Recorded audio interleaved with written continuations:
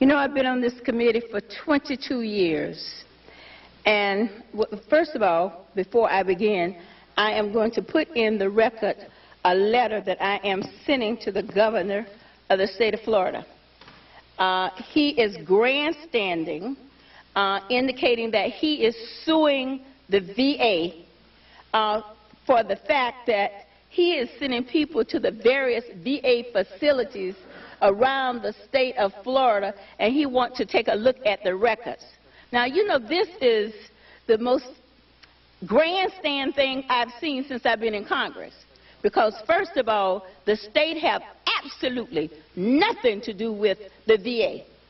And in fact, we got over 4 million people that need medical expansion of health care that we are sending back, that's going to die because they're not getting the quality health care that they need. That's the first thing. So can you, Ms. Moody, tell me anything about the lawsuit, whether or not the governor has sent people, Governor Rick Scott, to the various VA facilities throughout Florida? I've never even heard of anything like that, and I'm certain it has never happened in the history of the United States of America.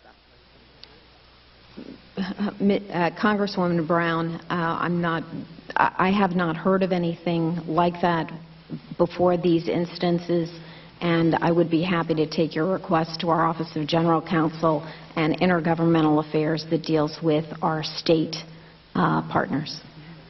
That's what it is, state partners.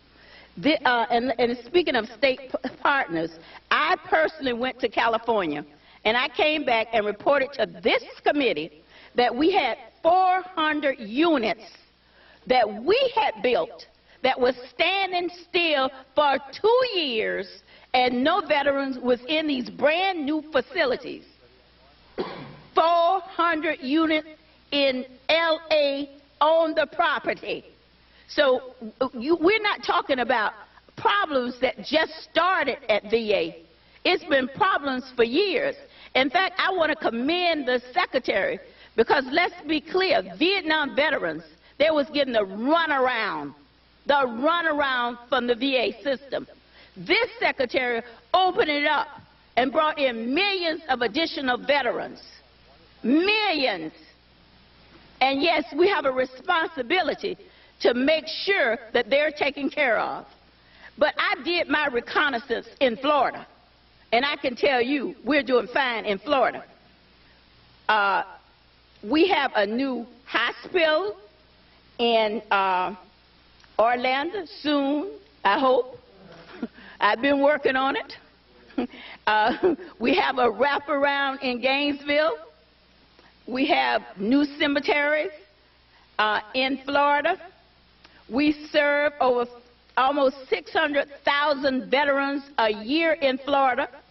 So I can truly say I went and talked to various VA groups in Florida, and not one single complaint, because we're doing our job, and that is what this committee is supposed to do. Make sure that the VA is doing what we committed to the other veterans. And let's forget the grandstanding, because I've seen a lot of it. But I was here. Yes, we do have money for the veterans. But for years, it was just a talk. It was just a talk. But under this president, and when we had a Democratic House and a Democratic Senate, we got the largest VA increase in the budget in the history of the United States. So we do have the money.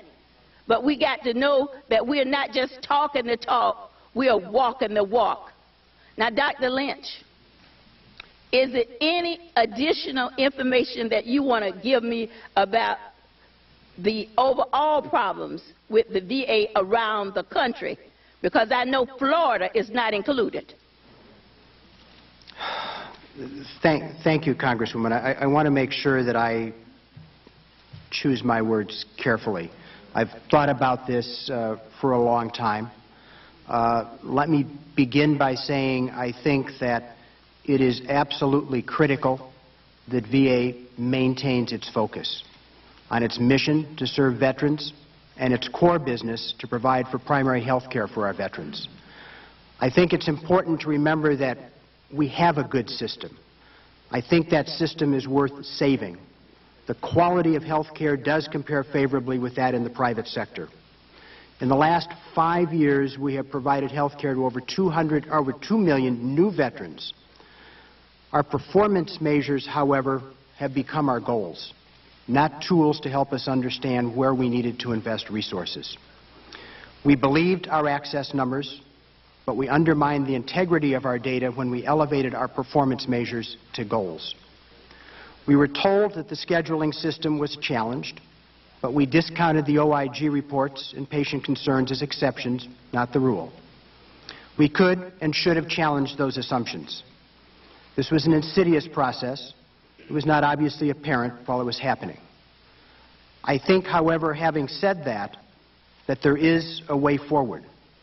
I think we must first charge our medical center directors and network directors to assess the integrity of their organizations. This has to be the first step. With integrity, we do have the tools to monitor demand and capacity and to assign resources appropriately. We will also need to assure a collaborative relationship with Congress. This will be essential. VA has faced criticism in the past, and it is better for it.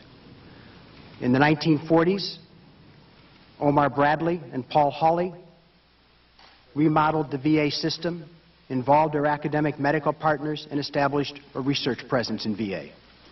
In the mid-'80s, there were questions about the quality of VA surgical care.